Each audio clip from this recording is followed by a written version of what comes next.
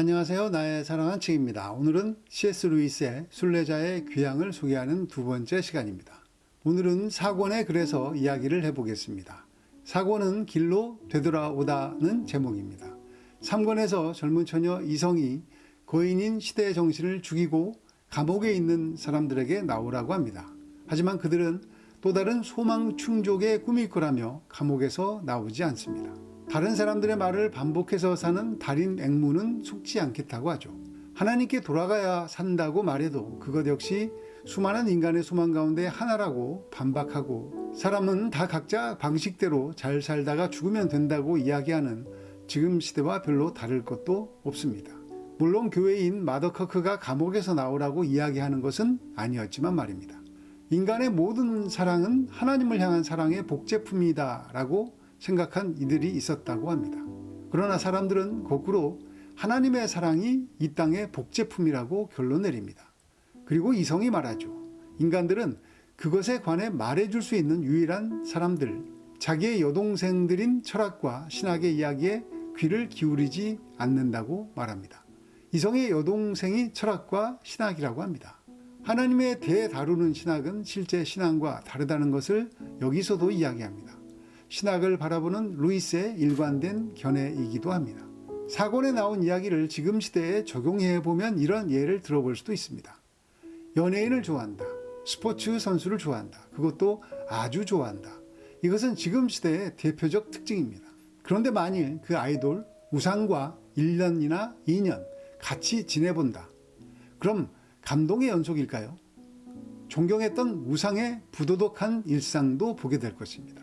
즉, 자기가 갖고 있던 이미지와 반대되는 현실도 보게 됩니다. 현실적으로 그의 삶을 속속들이 알게 되면 실망하게 되는 경우가 대부분입니다. 그런데 팬은 좋아하는 그 대상에 대한 어떤 이미지, 자신이 최고로 여기는 그 이미지만 갖고 싶어 합니다. 사람은 뭔가 완벽한 것을 마음에 그리며 산다는 것입니다.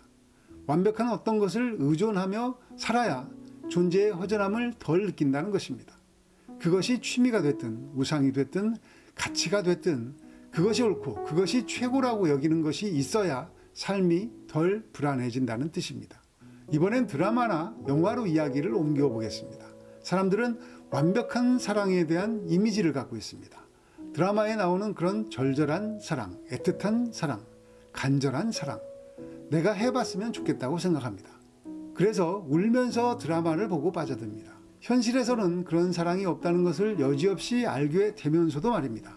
그리고 생각합니다. 나는 그런 사랑을 한 번도 못 해봤다고 아쉬워하고 안타까워합니다. 지금의 남편, 지금의 아내는 그런 사랑이 아니라고 장난을 섞어가며 한탄하기도 합니다. 그러다가 그런 사랑 감정 비슷한 것을 느끼면 로맨스라고 착각합니다. 결국 부도덕한 결과로 끝나버릴 때가 많은 로맨스인데도 시작할 때는 로맨스로 여깁니다. 이 책에서도 주어는 처음에는 갈망을 채워주는 고상한 여인이라고 생각했지만 결국 갈색 여자, 세속적인 여자라는 것을 알고 실망해버리는 것과 똑같은 이야기입니다. 왜 우리는 그렇게 사랑 이야기에 박수를 치면서 공감하고 웃고 울면서 바라볼까요? 저는 하나님의 사랑을 잃어버린 증거라고 생각합니다.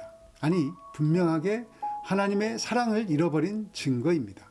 사람의 사랑 이야기에는 하나님의 사랑 이야기의 파편들이 부분 남아있기 때문입니다. 부족하고 모자라고 어디 자랑할 만한 구석 하나도 없는 여주인공, 남주인공을 다른 주인공이 좋아하지 않습니까? 번듯한 사람 놔두고 꼭 없어 보이는 사람을 더 좋아하지 않습니까? 무엇 때문에요? 대부분 그 사람의 마음 때문입니다. 사람의 사랑 이야기는 하나님의 사랑을 닮아 있습니다. 인간의 사랑이 하나님의 사랑과 더욱 닮을수록 완전히 전부를 내주는 사랑 이야기가 될수록 사람들은 더 열광하고 더 감동합니다. 모성애에 더욱 감동을 받는 이유도 그 때문입니다. 자기가 원래 잃어버리고 살았던 사랑의 원형을 희미하게 보기 때문입니다. 그래서 인간의 역사에서 사랑의 이야기는 오래된 소재이자 주제이고 끝나지 않을 이야기이기도 합니다. 아리스토텔레스의 시학에 나오는 카타르시스도 결국 하나님의 사랑의 파편이라고 생각합니다. 하나님의 사랑에 휘감기게 되면 알게 됩니다. 인간의 사랑이란 결국 하나님의 사랑의 복제품, 그것도 찢겨나간 복제품. 그래도 그 한 조각 한 조각 사랑을 갈망하며 지금도 불안해하고 조급해하고 갈망하고 그리워하며 살아가는 것이구나.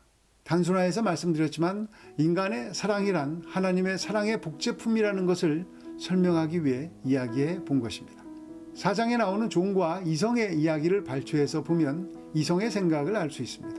재미있게 표현되어 있고 한마디 한마디가 우리의 잠자는 영혼을 깨우기도 합니다. 진리로 깨운다기보다는 타산지석으로 깨우는 것입니다. 좌나 우를 강요하는 지금 시대와도 닮았습니다.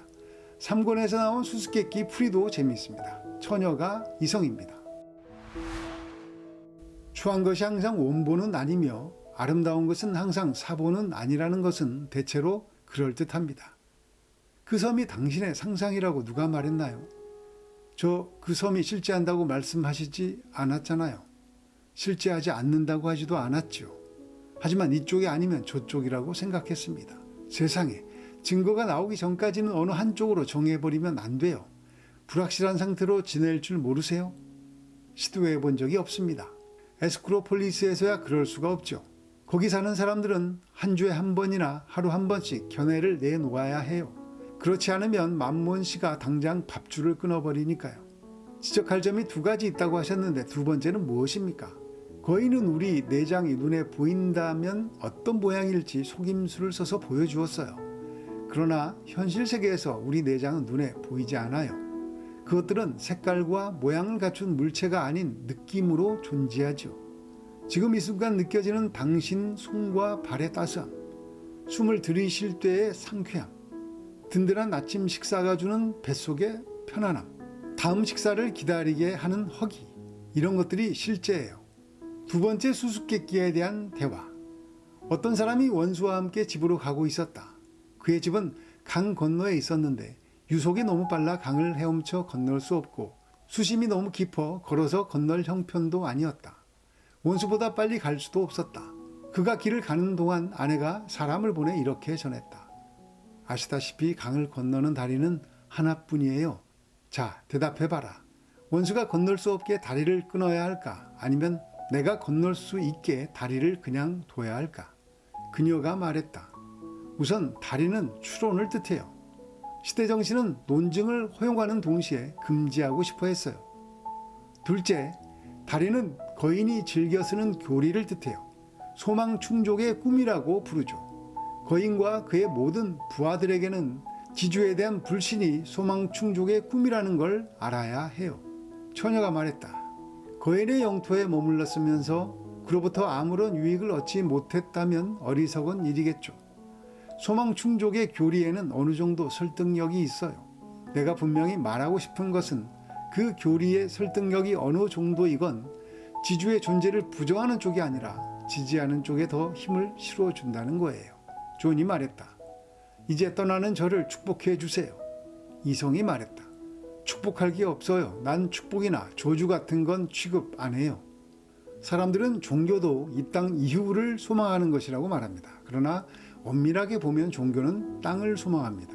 신앙만 하늘을 소망합니다. 종교 생활하는 사람은 거의 땅의 것을 소망하며 하늘의 힘을 땅을 위해 쓰려고 합니다. 그것도 분별하게 되면 사람들의 믿음이 종교인지 신앙인지도 보입니다. 이 책에서 이성은 바른 말을 하는 것처럼 보입니다. 특히 눈에 보이지는 않는 것이지만 실제한다고 하나님이라는 존재에 가까이 가는 것 같지만 결국 이성은 사람의 마음에 누가 계셔야 하는지에 대해서는 알지 못합니다. 그리고 축복도 저주도 할 수 없다며 총총히 종과 이별합니다. 우리 마음을 우리 마음대로 할 수 있다면 인간은 놀라울 정도로 성장할 것입니다. 하지만 작은 습관 하나 마음대로 못 고치는 것이 인간입니다. 마음 먹고 또 마음 먹어도 하지 못하는 것이 얼마나 많습니까? 마음은 우리 마음대로 되는 것이 아니기 때문입니다. 물론 성공을 위해서는 마음이 어느 정도 움직입니다. 즉 결심하고 무언가 행동합니다. 그러나 그 이유는 보상이 따라오는 것을 알기 때문입니다.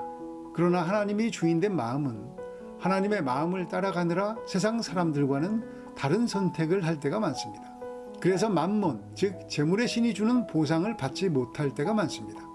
그는 하늘의 상이 더 신선하고 오래 간다는 것을 배웠고 알았기 때문입니다. 그래서 마음은 우리 마음대로 되지 않습니다. 하늘의 상이 더 좋다는 것을 경험하는 것은 마음의 깊은 갈망과 절망을 경험해봐야 어렴풋이 알게 되는 것이기 때문입니다. 두 번째 수수께끼, 원수와 함께 가는 내가 가족이 있는 반대편으로 가는 유일한 다리를 끊어버려야 하는지 놔둬야 하는지를 묻는 질문은 곧 어떤 질문의 추론이 합당한가 하는 것을 생각해 보라는 뜻입니다. 예를 들어 천국과 지옥이라는 해묵은 이분법적 사고가 만일 사실이라면 혹은 만일 거짓이라면 어떻게 되는가? 이런 추론이 합당한가 하고 생각해 보라는 것입니다. 아주 징그럽게도 악하게 살던 사람이 자녀들도 떵떵거리게 살게 되고 그 악인이 나중에 아주 편하게 죽고 나서도 아무 일도 일어나지 않는다고 하면 많은 사람들은 불공정하다고 생각합니다. 그런 삶이 불공정하다고 생각하는 것은 어디서부터 온 생각일까요? 어디서 언제 배운 개념일까요? 아니면 원래 우리 안에 심겨진 DNA 같은 것일까요? 그런 추론과 생각은 우리에게 유익하지만 유감스럽게도 세상은 우리가 그런 생각을 오래 하지 못하도록 우리를 바쁘게 할 것이고 다른 생각들을 끊임없이 줄 것입니다. 이 세 가지 생각을 가장 많이 하게 합니다. 너 이것 하고 싶지? 당신은 이것을 갖고 싶지 않아요? 내가 저 자리에 가면 좋지 않겠어? 세상은 우리에게 하고 싶고 되고 싶고 갖고 싶은 것을 생각하게 합니다. 그래서 좋은 벗은 유익합니다. 벗은 다른 길을 가더라도 자기의 길에 대해서 계속 이야기를 해주기 때문이고 은혜가 있다면 잘못된 길로부터 돌이킬 수 있는 생각을 줄 수도 있기 때문입니다. 그러나 우리 시대의 친구는 돈이 되었고 다른 사람들이 나를 바라보는 평판이 된 시대입니다. 이제는 나를 힘들게 하는 위장과 변장은 그만하고 하나님 앞에서 나를 정직하게 보고 싶다는 그 갈망이 일어나서 하나님을 소망하게 되는 하늘의 비밀을 경험하시기를 이 크리스마스에 간절히 소망해 봅니다. 감사합니다. 메리 크리스마스.